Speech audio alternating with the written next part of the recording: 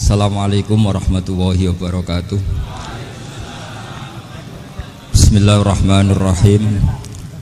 Tabarakalladzi nazzalal furqana ala 'abdihi liyakuna lil 'alamina nadhira.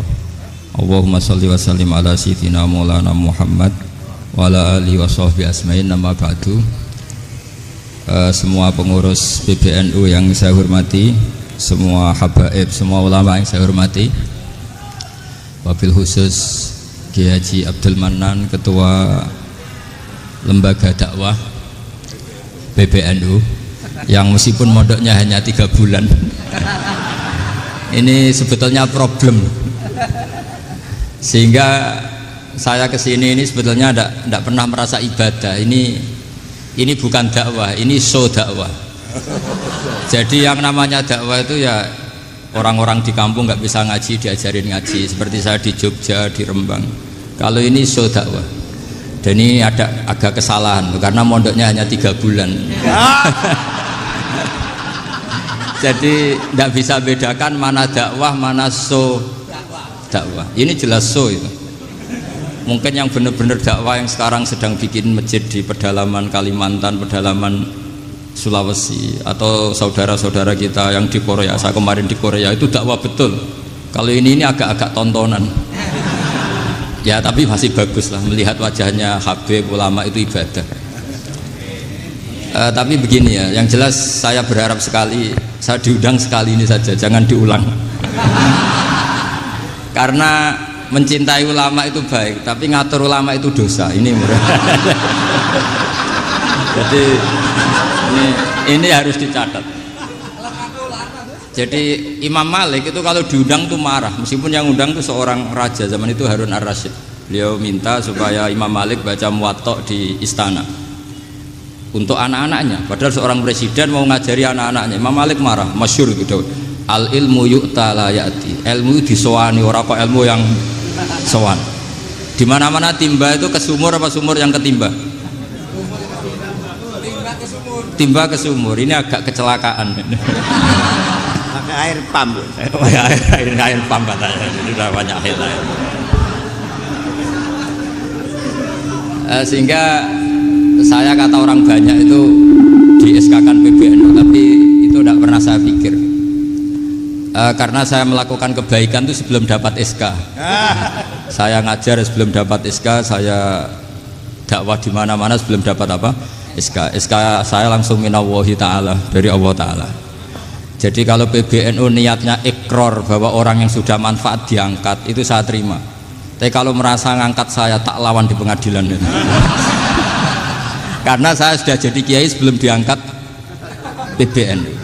Ya ini saksikan ya para muhibin saya. Jadi kalau SK itu ikrar, ngakui kalau Gus Bak manfaat, saya terima. Kan hanya ikrar saja, Pak. Tapi kalau merasa ngangkat dari bawah ke atas, itu tak lawan sampai apa? Pengadilan, sampai di akhirat. Tersangkanya ya yang sedang jabat sekarang. Tapi saya yakin enggak. Kiai Miftahul Ahyar itu orang alim, karena alumni Sidogiri dan menantunya Syekh Duki. Di antara gurunya itu pernah mbah mertua saya, karena istri saya orang Sidogiri. Beliau juga besanan sama keluarga Lasem, saya ini Durriyah Lasem. Pak Said Akil juga orang alim, mbah-mbahnya juga orang alim. Baru kemarin nyocokkan nasab sama saya. Buyut-buyutnya beliau itu adik buyut saya, pernah cocokkan sama saya. Gus, saya sama saya tua mana? Tua saya, buyut kamu adik buyut saya, kata saya gitu. Tapi saya tetap hormat sama beliau karena ya pernah sepuh umurnya setidaknya. Jadi saya ulang lagi, ngaji seperti ini itu sebetulnya lebih ke show, pertunjukan. Supaya pertunjukan ini tidak dosa, saya isi ngaji betulan. Tapi jangan diulang. Karena biasa ngaji rutin. Saya di Jogja tafsir Jalalain sudah juz 23. Pernah khatam hikam. Sekarang Nashahul Ibad separuh. Saya ngaji di Sidogiri Itkon, di Sarang Balaghatul Quran, di Hajen Lubul Usul, tapi sarahnya yang Thariqatul Husul, sarahnya Mbah Sahal Mahfud. Jadi baru di sini ngaji bersaing sama orang yang mondok berapa? 3 bulan. Ini masalah. Masalah. Nggak boleh mondok itu harus buat tulis zaman. Tapi ya tidak apa-apa, mungkin laduni ya. Jadi kalau mondok cepet itu kemungkinannya apa? Laduni. Begini, tapi saya tertarik apa yang dikatakan Kiai Haji Abdul Manan tadi menyangkut kalimat tauhid. Saya ngaji di mana-mana bilang, kalau ngaji itu yang tahqiq itu detail. Detail itu bahasa Arabnya tahqiq. Jadi kita misalnya berpikir secara jernih, orang yang kafir 70 tahun itu pasti menjadi muslim karena melafadzkan la ilaha illallah. Dan itu bi ijma'il ulama. Semua ulama mengatakan demikian. Saya ulang lagi, itu bi ijma'il ulama. Karena mansus di Quran ada ayat kulil ladzina kafaru iyantahu yughfar lahum ma qad salaf. Kalau orang yang kafir 70 tahun bisa dihilangkan kekafirannya hanya dengan kalimat la ilaha illallah Muhammadur Rasulullah. Berarti kalimat ini statusnya apa? Penghilang kekafiran, apa? Penghilang kekafiran. Lalu ada kelompok yang mengatakan gara-gara kalimat la ilaha illallah dan pegang patok nisan itu orang menjadi kafir. Ini kan jadi paradok. Lafadz yang kita statuskan sebagai penghilang kekafiran dengan lafadz yang sama orang menjadi kafir. Itu nggak ketemu nalar. Mbok nalar paling apapun tetap nggak ketemu. Kecuali tadi ya dalilnya pokok yang ngotot tadi. Itu memang kacau itu. Tapi alhamdulillah mereka insya Allah ya sadar. Kamu jangan bayangkan mereka tidak sadar terus, berarti kamu doanya jelek. Bisa saja mereka sudah ingin sadar, berhubung digojlok ini terus nggak jadi sadar. Jadi jangan-jangan salah kita karena sering gojlok sehingga yang mau sadar jadi tidak apa? Nggak sadar. Saya tadi jam 10 sampai setengah 2 masih ngajar di pondok saya ngajar tafsir masih di Rembang sana saya. Terus saya ke Semarang Delalah Muyassar, ya mungkin agak-agak keramat, jadi tetap jam 3:4 saya bisa ketemu Habib Umar Hafid. Saya beberapa menit ya diskusi tentang manhaj beliau, dan kebetulan saya sering belajar kitab beliau sama alumni-alumni Darul Mustafa. Meskipun saya tidak pernah ke sana, tapi saya tahu betul mazhab beliau karena al arwah junudun apa? Mujannada.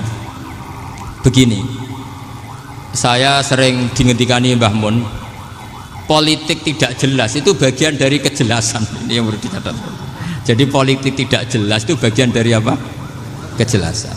Misalnya begini, siapa yang mengira Khalid bin Walid yang sangat musuhi Rasulullah, dia panglima orang kafir ketika ngalahkan Rasulullah di perang Uhud, akhirnya Khalid bin Walid masuk apa? Islam. Begitu juga Wahsy, qatilu ahabbin nasi ila Rasulillah, pembunuh Said Hamzah, akhirnya juga masuk Islam. Begitu juga Abu Sufyan, dia pemimpin besar kafir Mekah ketika perang Badar, ketika perang Khandaq, akhirnya juga Islam dan menjadi mertua Rasulullah Shallallahu Alaihi Wasallam. Dari fakta ini kemudian banyak ulama alim yang ngambil sikap itu ya coro Jawa itu anggang-anggang. Anggang-anggang itu gak tegas, tapi gak tegas dari rumusan ilmu yang detail. Saya ulang lagi, gak tegas tapi dari rumusan ilmu yang apa? Detail. Bisa saja orang yang sekarang kafir suatu saat mukmin atau muslim. Bisa saja yang sekarang sedang fasik suatu saat soleh. Bisa saja yang mondok 3 bulan Rois PB NU. Sementara yang mondok lama kadang Kiai RT. Tapi itu hanya hukum duniawi. Saya yakin yang Kiai RT ini PBNU di akhirat. Karena mondoknya lebih apa? Lama. Itu tak jamin. Saya juga berencana mimpin NU di akhirat saja, bukan di dunia. Makanya saya mohon SK itu berakhir muktamar mendatang. Karena saya sudah kiai sebelum diangkat. Makanya saya ulang-ulang, kalau pengangkatan itu niatnya ikrar, saya terima. Tapi kalau niatnya ngangkat, tak gugat di pengadilan. Ini tidak guyon, ini betulan itu. Ya, tapi ini hanya guyon saja. Nah, ini penting saya utarakan teori ngaji ya. Ini saya bacakan naskah asli Sayyid Umar Hafid supaya Anda dapat barokah beliau. Karena beliau selain alim allamah, muridnya Habib Salim, juga beliau pernah ngaji kutub Sayyid Abdul Qadir Segaf di Jeddah. Juga beliau sering istifadah di beberapa kiai. Ini saya baca teks Arabnya, kemudian saya terjemah. Bagi yang tidak setuju pemaknanya bisa gugat, karena saya baca Arabnya. Yang nggak setuju pemaknanya bisa gugat, tapi tak jamin kalah karena saya paham betul teksnya maknanya seperti itu. Logikanya tadi ya, ketika Rasulullah ngambil sikap tegas kepada Qatilu Hamzah yaitu Wahsy, dan ketika Rasulullah ngambil sikap tegas pada orang-orang yang mengalahkan beliau di perang Uhud, kaifa yuflihu qaumun fa'alu bi anbiya'ihim hakadha, bagaimana mereka jadi orang benar atau orang yang dapat kebahagiaan kalau mereka perlakuannya seperti Nabi seperti ini, yaitu Nabi sujja wajhuh masyhur wa kusirat ruba, yaitu Nabi itu wajahnya terluka, gigi serinya tanggal. Orang-orang seperti ini tuh nggak akan bejo kalau orang Jawa, nggak akan falah.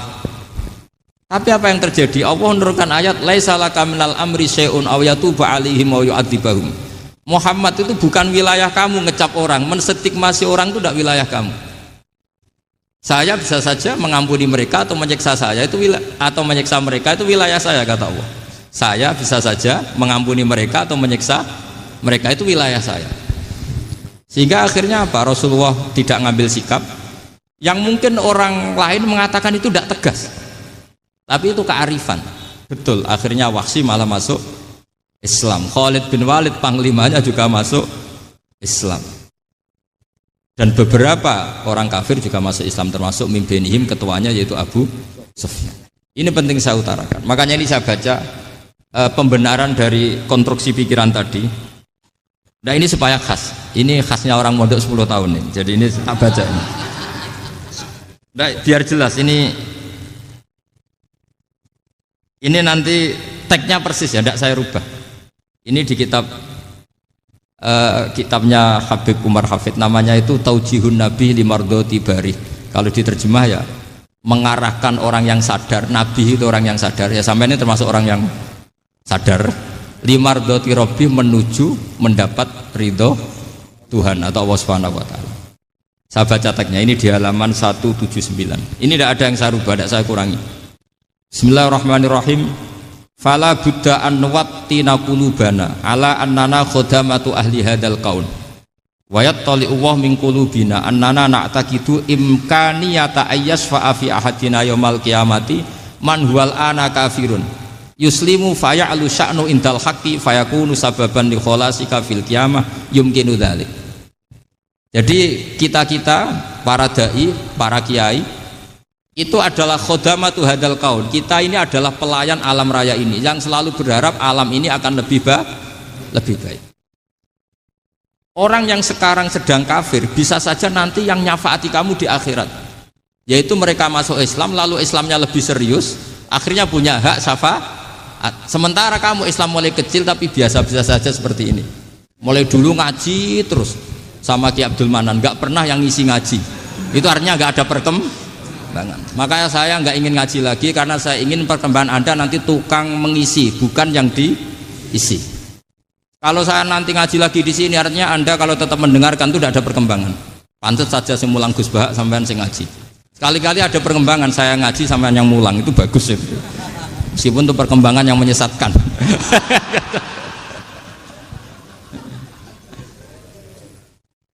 Ini penting saya utarakan. Ini dawuhnya Said Umar ya.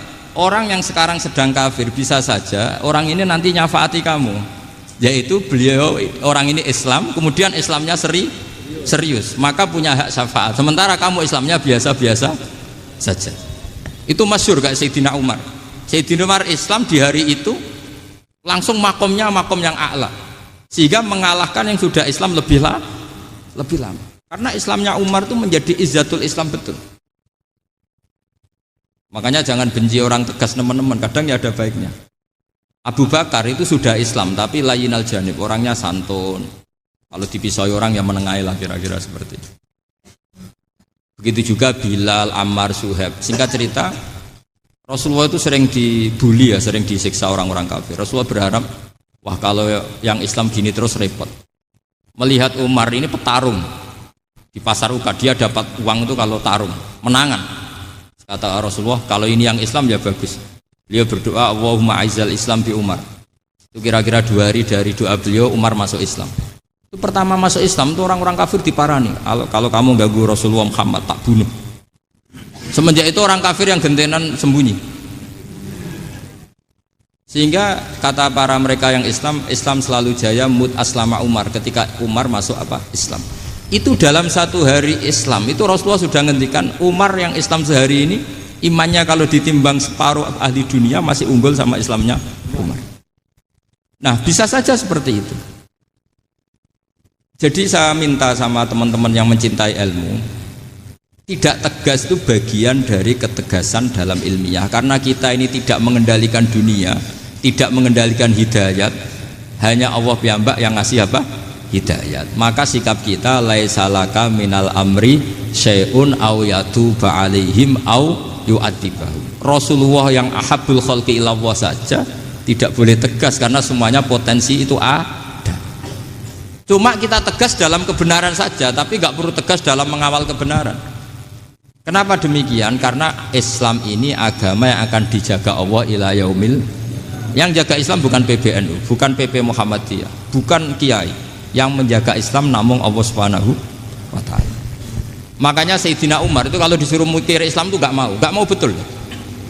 Masyhur itu dalam tarikh-tarikh. Umar mimpin itu sukses, banyak futuhat. Singkat cerita akhirnya orang tuh kelangenan, wah kalau Umar meninggal kayak apa? Sehingga Abdullah bin Umar setiap jalan-jalan tuh dibully. Kalau sekarang dibully, ya Abdullah bin Umar, bapak kamu itu gimana? Sudah sepuh mau meninggal kok tidak suksesi.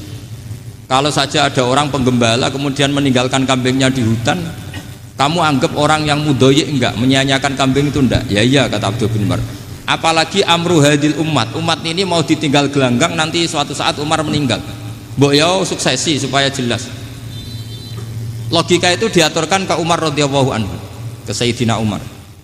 Pertama Umar agak tertarik dengan logika itu. Lama-lama beliau marah. Tidak jadi. Saya tetap tidak akan istikhlaf, tidak akan suksesi. Dan saya tidak akan mikir Islam katanya. Islam akan diurus oleh Allah Subhanahu. Terus beliau ngendikan, Islam ini jalan ketika ditinggal Abu Bakar. Bahkan ketika ditinggal ahabbul khalqi ilallah akramul khalqi indallah, yaitu Rasulullah Muhammad sallallahu alaihi wasallam. Coba Islam dulu dipimpin Syekh Abdul Qadir ketua wali, dipimpin Wali Songo, dipimpin orang top-top. Sekarang dipimpin mondok 3 bulan jalan. Karena Islam yang ngatur Allah Subhanahu wa ta'ala. Jadi ini penting. Loh coba ustadz tuh banyak yang nggak bisa ngaji loh. Tapi ya laku ya nggak masalah. Loh saya kemarin di Korea seminggu. Itu TKI jadi khotib, ada yang jadi mufti, ada yang jadi suriah. Itu ada yang di sana jadi suriah, pulang ke kampung angon kambing lagi. Loh itu teman saya kenal. Iya suriah Korea tapi. Artinya gini, bahkan masjid semua yang di Korea itu didirikan oleh TKI dan TKW. Mereka digerakkan Allah untuk mikir agama, karena agama ini milik Allah. TKI saja mikir. Makanya ini penting, yo dakwah tapi tauhidnya sing kenceng, jangan dakwah kenceng tauhidnya kendor. Itu bahaya betul. Saya ulang lagi ya, ini dawuh Habib Umar. Jadi kata beliau, fala budda an wattina qulubana. Kita harus yakin seyakin-yakinnya bahwa semua kemungkinan itu mungkin. Makanya masyhur dalam tarikh ketika kafir Quraisy mau disiksa oleh para malaikat karena mereka sering menyakiti Nabi, kata Nabi gimana? Jangan. Saya berharap kalau bapaknya tidak mukmin, suatu saat anaknya mukmin. Masyhur dalam tarikh. Musuh Nabi besar siapa? Walid bin Mughirah. Punya anak Khalid bin Walid. Abu Lahab punya anak Darrah, itu mukminah yang baik. Abu Jahal punya anak Ikrimah, itu mukmin yang baik.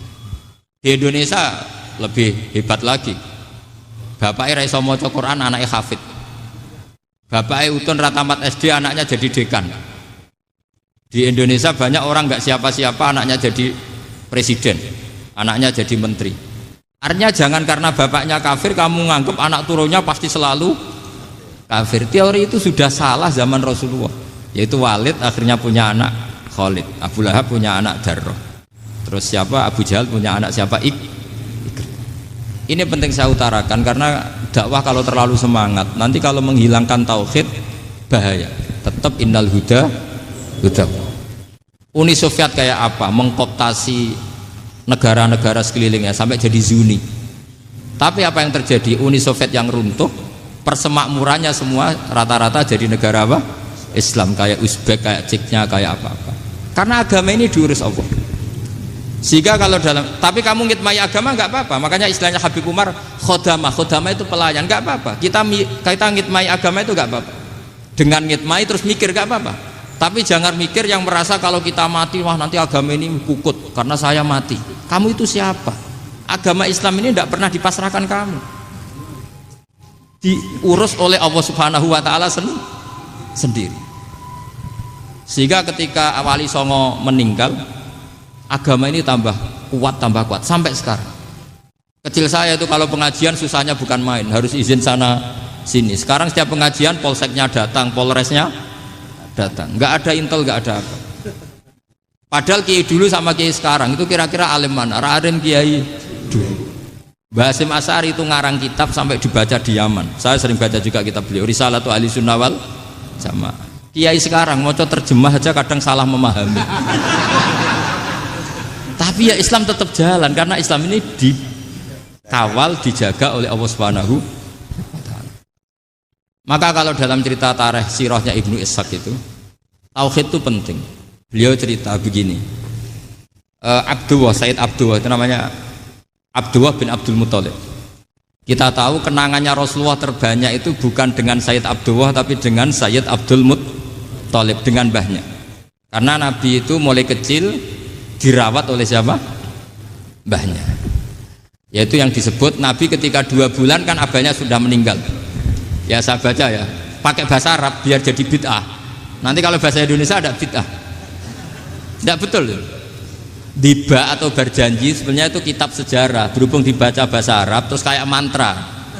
Terus yang belakang mau nyenggai soleh aleh, sehingga kubu sebelah bilang tuh khurafat dan bid'ah. Coba diterjemah ini, coba nanti saya baca bahasa Arab. Walamma tamma min hamli syahroni ala masyuril aqwalil marwiyatu fiya bil madinati abuhu abdullah wa kana qad istaza bi akhwalihi bani adi minat taifatin najariyah wa makatha syahron saqiman yu'anu nasukmahu wasakwa. Terus di pojok sana bilang soleh aleh. Pasti kubu sebelah yang liwat, wah itu khurafat bid'ah karena dianggap mantra. Padahal artinya coba sampean baca bahasa Indonesia. Ketika hamil Rasulullah umur 2 bulan, abahnya meninggal di kota Abwa. Kota Abwa adalah kota keluarga besar ibunya Sayyid Abdullah. Kebetulan pas ke sana beliau sakit sampai 1 bulan dirawat. Bid'ahnya di mana kalau diterjemah? Wong itu kitab tarikh. Makanya saya nggak tahu yang membid'ah-bid'ahkan tiba itu karena tadi. Tapi sampean juga ikut salah karena nyenggai sholawatan tok itu. Jadi makanya saya bilang tadi kalau bahasa Arab bid'ah, kalau sudah terjemah tidak bid'ah karena kelihatan kalau itu hanya kitab tarikh. Loh, coba bid'ahnya di mana? Wa ba'du fa'aqulu wa Muhammad bin Abdullah bin Abdul Muthalib bin Hasyim. Itu kalau diterjemahkan, kamu harus tahu siapa nama Muhammad. Muhammad punya abah siapa? Rasulullah Muhammad Abdullah. Punya abah siapa? Abdul Mut. Punya abah siapa? Hasyim. Coba baca gitu di kubu sebelah. Oh iya gitu. Berhubung baca bahasa Arab. Wa ba'du fa'aqulu wa Muhammad bin Abdullah bin Abdul Muthalib bin Hasyim. Jadi itu hanya salah baca saja. Maksudnya salah yang hukumi, bukan salah yang baca, salah yang apa? Hukumi. Sayyid Abdullah ini orang yang tauhidnya sangat kuat. Sayyid Abdul Muthalib lebih kuat lagi. Saya cerita sedikit betapa pentingnya tauhid. Ketika pasukan Abraha bawa pasukan gajah mau menyerang apa? Ka'bah. Itu sebelum menyerang itu semua aset-aset milik orang kafir Quraisy, milik orang Quraisy lah. Itu ditawan, diambil, termasuk milik Sayyid Abdul Muthalib, milik Abdul Muthalib. Terus ketika mau masuk Ka'bah, mau masuk Mekah, kata Abraha, man sayyidu hadal wadi, siapa yang kamu tuakan, yang kamu pertuan di sini? Oh, Abdul Muthalib. Abdul Muthalib itu dipanggil, itu auranya luar biasa. Abraha yang di tempat perkemahannya itu harus duduk di atas karena dia raja, itu duduk di atas gak berani. Saking wibawanya Abdul Muthalib, ini mbahnya Rasulullah. Akhirnya Abraha bilang gini, saya duduk di bawah tidak mungkin karena saya raja. Kamu duduk jejer saya tidak mungkin karena nanti umat saya kecewa karena raja kok disaingin gitu. Ya sudah, santai berdiri-diri kita ngomong. Akhirnya Sayyid Abdul Muthalib tadi Diomongin gini, saya itu tidak ingin merusak orang-orang Mekah, orang-orang Quraisy. Saya hanya kecewa punya tempat ibadah dikencingi, diberakin sehingga saya mau merubuhkan Ka'bah. Tapi dengan damai, nggak ada perang. Apa jawabnya Abdul Muthalib? Lucu. Nggak apa-apa, Ka'bah kamu robohkan silakan, nggak apa-apa. Yang penting unta saya yang kamu sita kembalikan. Harta saya yang 100 unta kamu sita kamu kembalikan. Itu Abraha kagetnya bukan main. Kaget karena kamu itu pemimpin apa? Tadi saya hormat kamu karena kamu tak anggap orang hebat. Hadhil Ka'bah dinu abaika. Ini Ka'bah itu agama kamu. Pas saya hancurkan kok kamu tenang-tenang saja. Padahal pas mau saya hancurkan kamu tenang-tenang saja, malah tanya unta kamu itu gimana? Apa jawabnya Abdul Muthalib? Inna lihadzal baiti rabban hamahu. Sebab Ka'bah itu ada yang punya dan pasti akan melindungi Ka'bah. Tapi kalau unta itu milik saya, ini urusan saya, ini unta. Jadi inna lihadzal baiti rabban hamahu itu tidak milik saya, itu ada yang punya. Ya sudah, biar yang punya aja yang jaga. Itu tidak urusan saya. Akhirnya unta dikembalikan, aman deh. Untung double. Terus akhirnya dia ke Ka'bah. Fa'akhudha bi halaqatil bab. Karena dulu apa itu? Halaqatil bab. Karena dulu itu yang dipakai apa itu? Pegangan itu bentuknya apa? Bulat. Makanya diistilahkan halaqah apa? Bulat. Kalau sekarang halaqah ilmiah itu seminar. Tidak. Halaqah itu buruhi lain lagi. Iya. Pegang terus bilang gini, kata Abdul Muthalib, ya Allah, Ka'bah ini mau dihancurkan oleh Abraha. Ka'bah ini milik kamu. Saya mau ke gunung, mau melihat apa yang kau lakukan terhadap orang yang mau merusak Ka'bah. Terus Abdul Muthalib bilang ke umatnya, waya qaumi, ayo kita ke gunung melihat ma fa'ala rabbuna, apa yang akan dilakukan Tuhan kita terhadap orang yang mau menghancurkan Ka'bah. Jadi santai saja, santai. Terus Abdul Muthalib naik gunung sama orang-orang Quraisy. Abraha datang mau merusak Ka'bah, terus terjadi alam taro kaifa fa'ala rabbuka bi ashabil fil. Itu melihat. Dan betul Ka'bah dijaga Allah. Islam juga gitu. Ketika Islam dikooptasi Uni Soviet, semua ulama, semua wali perasaannya hanya nunggu kehancuran Uni Soviet, karena pasti agama ini dijaga Allah. Saya setiap sholat, setiap munajat ketika baca Rabbana lakal hamdu bil samawati wa mil'ul ardi. Dulu saya iskal itu janggal. Ya Allah, engkau zat yang layak dipuji, yang pujian itu memenuhi langit dan bumi. Pikiran saya kalau bumi ateis itu mujinya kayak apa? Tapi Masya Allah, ketika saya datang di Korea, bumi ateis, ternyata di sana banyak masjid, banyak tasbih, bahkan ada sakduna di sana. Karena Allah sudah ngendikan lakal hamdu mil'us samawati wa mil'ul ardi. Dan sekarang nyata, semua bumi ateis, bumi apa saja, ada tasbihnya, ada tahmidnya. Makanya sadaqallahul adzim ketika ngendikan sanurihim ayatina fil afaq walladzi arsala rasulahu bil huda dinil haqqi liyudhhirahu 'alad dini kulli. Makanya saya mohon sekali bahwa agama ini harus kamu khidmah. Tapi enggak boleh kamu pikir. Atau dibaliklah, khidmah maka memikir. Tapi tidak usah GR bahwa agama ini diserahkan sampean. Saya juga enggak ridho. Agama kok diurus orang-orang kayak gini, kayak apa nasibnya? Jadi ini penting, karena rata-rata kiai alim itu tidak jelas. Terus oleh orang-orang yang nggak pernah ngaji itu, wah ini nggak jelas, nggak tegas. Islam itu harus tegas. Maksudnya tegas itu kayak apa? Tegas itu di wilayah kita. Kalau istri kamu mau diperkosa orang itu boleh tegas, itu wilayah kamu. Tapi kalau hidayat itu wilayahnya Allah Subhanahu wa Ta'ala, kita tidak pernah tahu. Bahkan yang sudah Islam saja, nyuwun sewu, itu nggak ada jaminan mati husnul. Kita tahu dalam sejarah Sa'labah itu dapat gelar hamamatul masjid, merpatinya masjid. Tapi kita tahu akhirnya Sa'labah itu apa? Su'ul khotimah. Sampai dalam Islam selalu diajarkan ya muqallibal qulub tsabbit qalbi ala din. Jadi kalau kita sendiri saja masih ingin selalu husnul khotimah, agak ada ruang untuk mudah menvonis orang lain. Makanya saya salut sekali ketika Habib Umar menulis kita semua ini mengkhidmai hadal kaun. Dan selalu berharap bisa saja suatu saat orang yang sedang kafir bisa saja suatu saat muslim. Nah soal kalau yang sama yang harbi menyerang kita ya tarung. Artinya kalau yang merangi kita ya kita wajib perang, kalau enggak ya habis kita. Seperti kita lakukan ketika diserang Belanda. Tapi ketika mereka musta'man, dhimmi, mu'ahad, orang-orang kafir yang mau berdamai dengan kita, ya kita damai. Sebagaimana yang dilakukan Rasulullah SAW ketika berdamai dengan kafir Quraisy yang dipimpin Suhail bin Amr. Masyhur itu dalam tarikh. Singkat cerita kan Sayyidina Ali ini pernah konflik sama orang Khawarij. Kata Sayyidina Ali, ya sudah lah, namanya kita musuhan, kita tidak usah ketemu, pakai mediator, kata Sayyidina Ali. Kata orang Khawarij, ini apa-apaan kok butuh mediator, nggak ada Qur'annya, nggak ada hadisnya. Kira-kira kalau Pak Sayyidina Ali orang Jawa, nggak ada apa tidak tahu. Walhasil Sayyidina Ali akhirnya baca ayat, wa in khiftum shiqaqa bainihima fab'atsu hakaman min ahli wa hakaman min ahliya.